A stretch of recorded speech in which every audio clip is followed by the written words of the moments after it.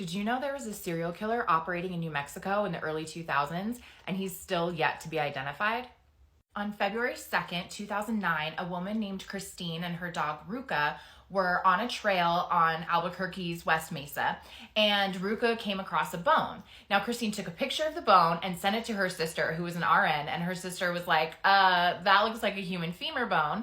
So she contacted Albuquerque PD. It was a human bone, and then over the next couple of weeks, they discovered skeletal remains buried in makeshift graves of 11 women and one unborn child. This is a satellite photo of the area. They were going to be building a housing development, but then the crash in 2008, that didn't happen. But I believe they were putting in some type of retaining wall, and that kind of disturbed the soil, and that's how the bone was found. So the victims are 22-year-old Monica Candelaria, 26-year-old Victoria Chavez, 24-year-old Virginia Cloven, 15-year-old Selania Edwards, 32-year-old Cinnamon Elks, 24-year-old Doreen Marquez, 24-year-old Julie Nieto, 28-year-old Veronica Romero, 27-year-old Evelyn Salazar, 22-year-old Michelle Valdez, and 15-year-old Jamie Barella. Michelle Valdez was 4 months pregnant at the time. All of the women died between 2003 and 2006, and they all had known involvement with drugs and prostitution, except for 15-year-old Jamie Barella. She was the cousin of Evelyn Salazar, and they were last seen together, walking together. Some of them were reported missing in Albuquerque. 15-year-old Selania was reported missing in Oklahoma. And police think that there's more potential victims. I think there's like at least 9 other women that have the same background that they think could be potential victims. Let's talk suspects. So I found 3 listed suspects. And the first one, he's not really on my radar, but his name was Fred Reynolds. He was apparently a pimp of one of the women. And then he, I guess, also had some photos of some of the missing women. He passed away from natural causes in 2009.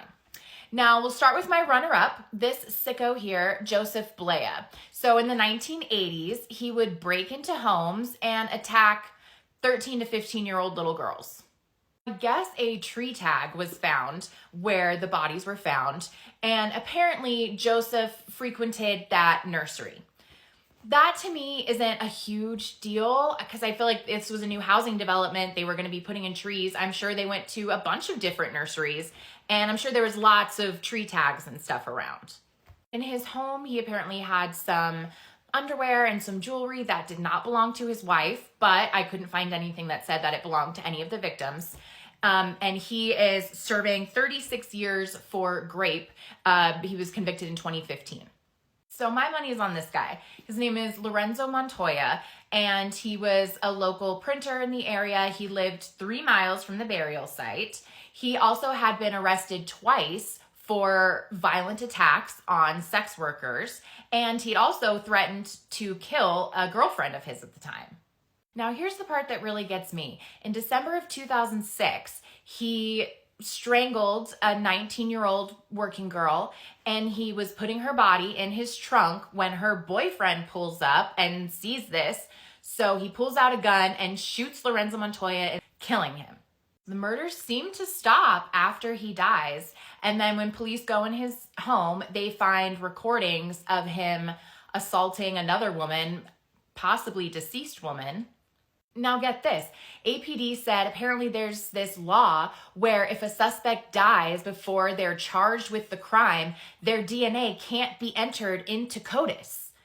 So potentially we could solve the serial killer. We could know who he is right now if it's Montoya by simply being able to put his DNA in the system and matching it. But apparently they're not allowed to do that. I saw some articles from earlier this year that said that they're writing a bill or trying to pass a bill that would change that.